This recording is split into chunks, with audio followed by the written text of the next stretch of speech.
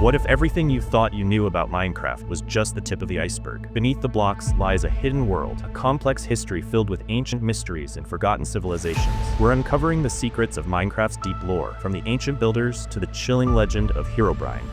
Foundation, where it all begins, in 2009 with Marcus Notch Persson, a game developer from Sweden with a burning passion for game development. Notch began his work on what he called cave game, with the concept of sandbox video game that allows players to explore, create, interact in a world made up of blocks. Eventually, released its alpha version on the 17th of May 2009 and renamed the game by Minecraft, Hoard of the Stone, soon shortened to simply Minecraft.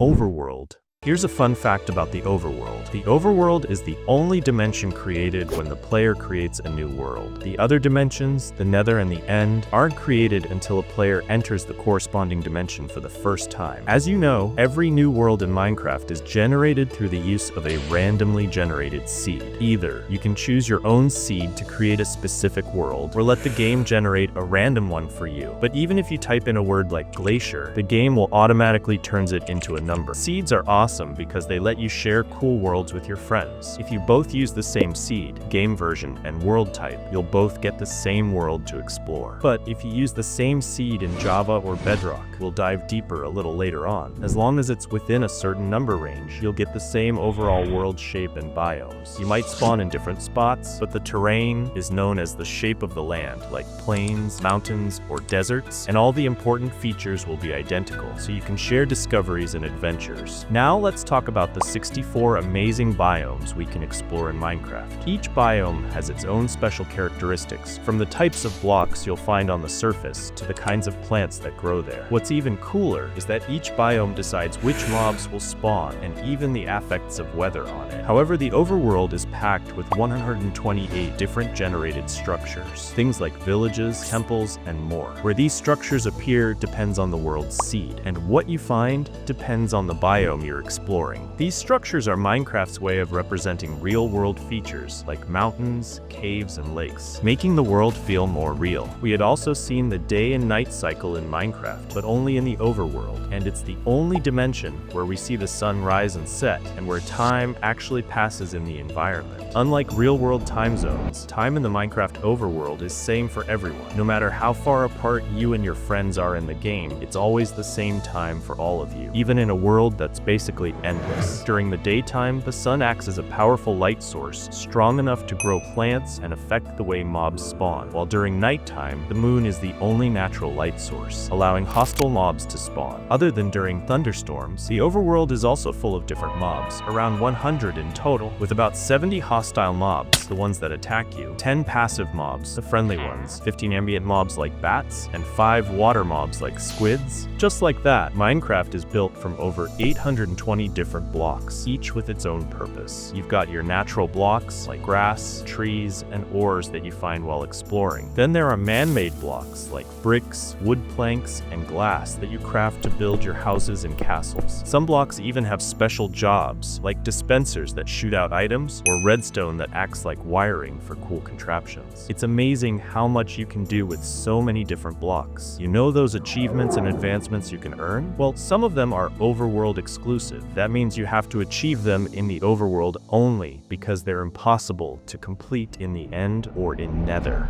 The Nether.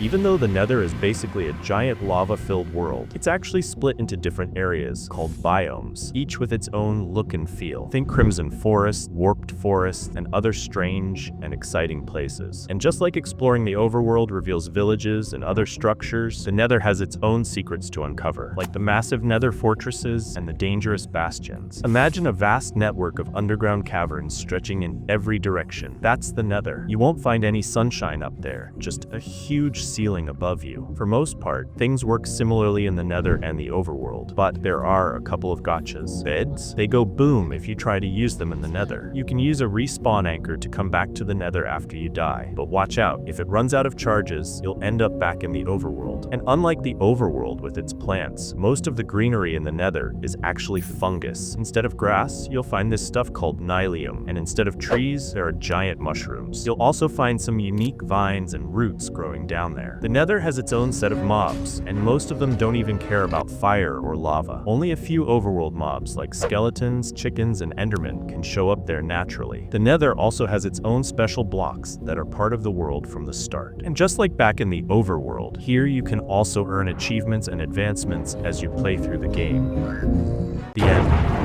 Entering the end portal takes you to the last biome in Minecraft. Imagine one giant island floating in a vast emptiness, with lots of smaller islands floating around it. Everything is made of this pale yellow block called end stone. There's a massive gap, about 1,000 blocks, between the main island and just pure void. The starless sky and the void of the end are both composed of a blank, static pattern. And just like the Nether, there's no day and night. It's always dimly lit. So the end is a pretty unique place. There's no weather there, and some familiar items act very differently. Just like nether beds explode with 25% more force than TNT. Clocks and compasses are useless in the end, and you can't either activate nether portals there. The end has several biomes, just like the Nether, including the small end islands, end midlands, and end highlands. And scattered around are some awesome structures like end cities, the exit portal back to the overworld, and even end ships. The end has only a few kinds of mobs: Enderman, the real boss, Ender Dragon, and Shulkers. There aren't many different blocks there either, mostly bedrock, obsidian, chorus plants and their fruit, and of course, the end stone. Java and Bedrock.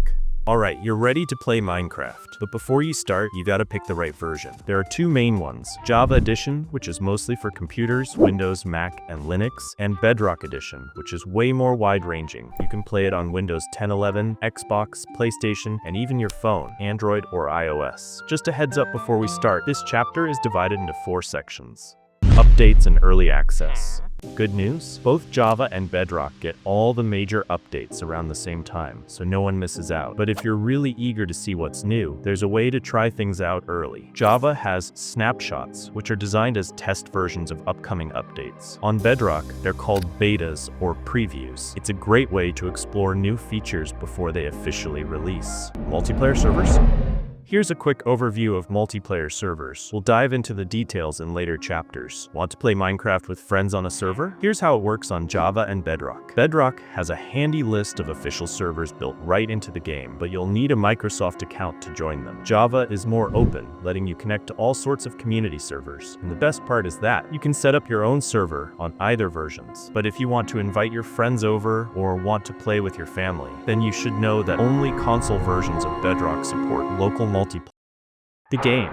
Minecraft is a sandbox game, meaning there's no single right way to play. You make your own fun, but here's what can be done, and most players do. Exploring. Wander through different areas, called biomes, like forests, deserts, and even other dimensions like the Nether and the End. You'll find cool things like villages and temples, etc. Getting resources. This means mining for ores, hunting animals for food, and growing crops. Mining is super important for getting materials to make better stuff. Crafting. Use a crafting table to make tools, armor, and blocks. You can also make potions with a brewing stand and upgrade your gear with enchanting tables and anvils. Building. Use all those blocks you get to build anything you want, from simple houses to huge castles and even working machines, using redstone. Surviving. In survival mode, you need to keep yourself fed, healthy, and safe from monsters that come out at night or in dark places. Multiplayer servers are like their own little communities, with rules set by the people in charge, admins and moderators. You might hear the word griefer used a lot. Basically, a griefer is someone who goes around destroying or messing up other players' builds. Because griefers can cause trouble, server admins have come up with rules and even used special server software like Bucket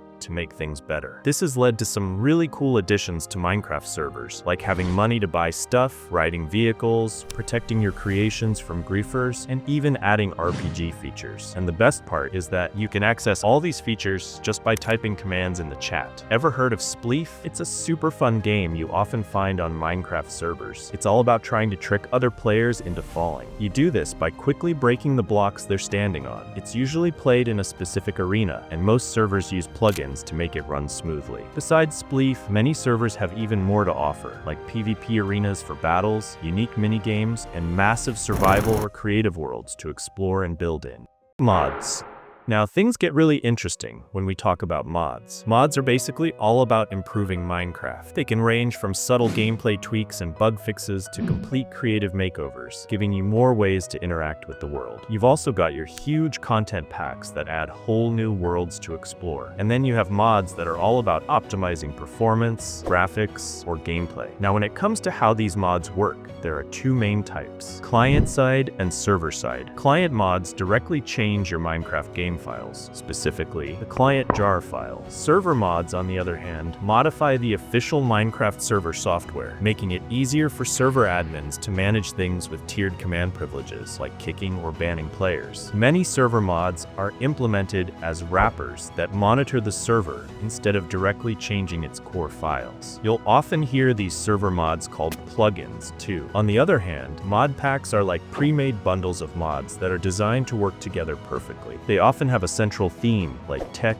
quests, or magic, giving you a focused gameplay experience. To make things super easy, Modpacks usually come with their own launchers or installers, so you can get up and run quickly. Some popular examples you might have heard of are Feed the Beast, Techit, RLCraft, and Hexit. And even better, some launchers can also help you set up Modpacks on your server too. Ancient Builders. Across the many worlds of Minecraft, whispers speak of the Old Builders, a legendary group of master architects, ancient and renowned for their incredible creations, and known for hiding valuable treasures within their structures. But just who were they, and what became of them? Their story is a puzzle we're only just beginning to piece together. This group is led by the members Hadrian, Nevia, the Enforcer, Otto, and Harper, Engineer. A fascinating theory connects the Endermen to the mysterious Old Builders. The idea is that Endermen are the Old Builders, or at least their descendants. Why? Well, they share a similar body shape with players. They seem to speak a distorted version of English, and they live in the End. And here's a big clue. Defeating the Ender Dragon unlocks the achievement Free the End. This could mean you've freed the Endermen, who were once the ancient builders, but became trapped in the End after entering the realm. These mythical builders were once responsible for some truly majestic creations, most notably their grand temple in the Overworld. They also built the impressive Portal Network, a system of gateways connecting the Overworld to countless other dimensions. These portals can only be activated with the special enchanted flint and steels they've hidden throughout these worlds, adding an extra layer of mystery and challenge for those who seek them. Herobrine. Have you ever heard of Herobrine? Of course. He's one of Minecraft's most iconic figures, even though he's completely made up. He's the star of a popular online horror story, or creepypasta, created by the community. He's become a huge part of Minecraft's online world. The very first stories and images about him, along with some old streams called Brocraft, are what everyone considers the real Herobrine story. Everything else you see about Herobrine is considered fan-made, like different versions or interpretations of the original story. Just to be absolutely clear, Herobrine has never been in Minecraft. He's not in the game's code at all, and there's no secret way to make him show up without using mods. Anytime you think you've seen him, it's either due to someone using modifications to the game or another player using a special skin that makes them look like Herobrine.